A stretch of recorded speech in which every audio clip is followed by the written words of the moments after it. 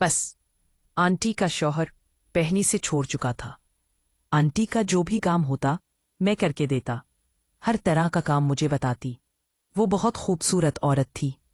एक दिन मैं खुद पर काबू ना पा सका और आंटी को सब कुछ बोल दिया। आंटी मुझे बच्चा समझ रही थी। अब जब मैंने आंटी को दिया तो वो बोली, तुझे ये ख्याल पहले क्यों नहीं आया? आंटी की बेटी बोली, प्लीज अम्मी को ना बताना। मैंने कहा तुम घोड़ी बनो, फिर नहीं बताऊंगा। वो घोड़ी बन गई। जैसे ही शुरू हुए अचानक आंटी आ गई और गुस्से से बोली, तुम मेरी ही। पूरी कहानी सुनने के लिए चैनल को सब्सक्राइब करें, क्योंकि मैं ज्यादा वक्त किताबों के साथ गुजारता। इन्हीं दिनों जिंद आंटी हमारे पड़ोस में शिफ्ट हुई। वो एक बहुकार और सुलझाई औरत थी। उनका अंदाज, बात करने का तरीका और दूसरों के लिए हमदर्दी मेरे दिल को छू जाती। आंटी की मुस्कुराहट में एक अजीब कशिश थी। जब भी वो घर के बाहर पौधों को पानी देती या छत पर कपड़े सिखाती तो मेरी नजर उन पर रुक जाती। लेकिन ये सब मैं छुप कर करता, क्योंकि मैं जानता था कि वो मुझसे उम्र में काफी बड़ी हैं। फिर भी मेरे दिल में उनके लिए एक नर्म सा गोशा पैदा हो चुका था। वक्त गुजरता गया। आंटी अक्सर मोहल्ले के बच्चों को कहानियां सुनाती और दवाएं देती। मैं जब तभी किसी मुश्किल में होता, वो मेरी हिम्मत बांधती। एक दिन मेरी पढ़ाई में बहुत बड़ी रुकावट आ गई और मैंने तकरीबन हार मान ली थी। उस वक्त जन्नत आंटी ने मुझे समझाया, बेटा, हिम्मत वाले कभी हारते नहीं। मुश्किल वक्त इंसान को मजबूत बनाता है। उनकी अल्फाज मेरी दिल पर हमेशा के लिए नक्श हो गए। मुझे ऐसा लगता जैसे आंटी मेरी ख्वाहिशों को पहले ही जान लेती है। अगर मुझे किसी किताब की जरूरत होती तो अगले दिन वो मेरे लिए ले आती। अगर मुझे किसी नसीहत की जरूरत होती तो वही बात कह देती जो मेरे दिल में छुपी होती। वक्त के साथ ये ताल्लुक में इस पड़ोस का रिश्ता नहीं रहा, बल्कि मेरे दिल के अंदर एक अजीब सा प्यार जन्म लेने लगा।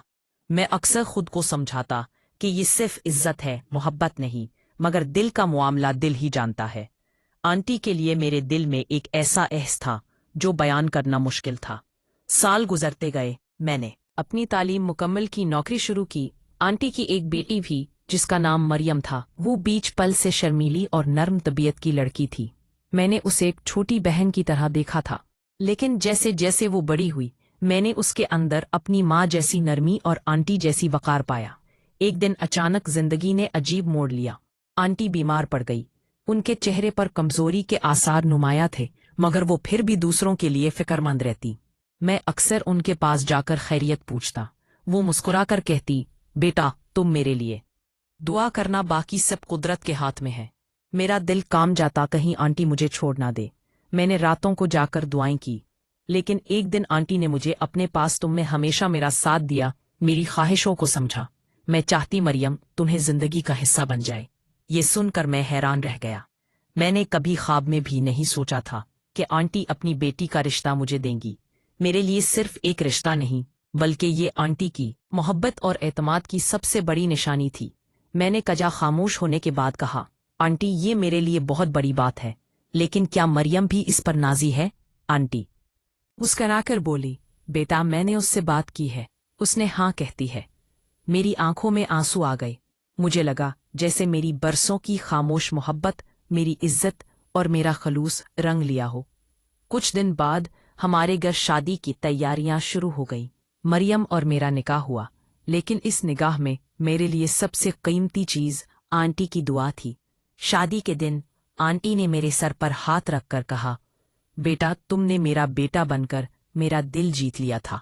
अब तुम मेरे दामाद नहीं, मेरे बेटे। अल्फाज मेरी जिंदगी की सबसे बड़ी कामयाबी थे। शादी के बाद मरियम और मैंने एक नई जिंदगी शुरू की।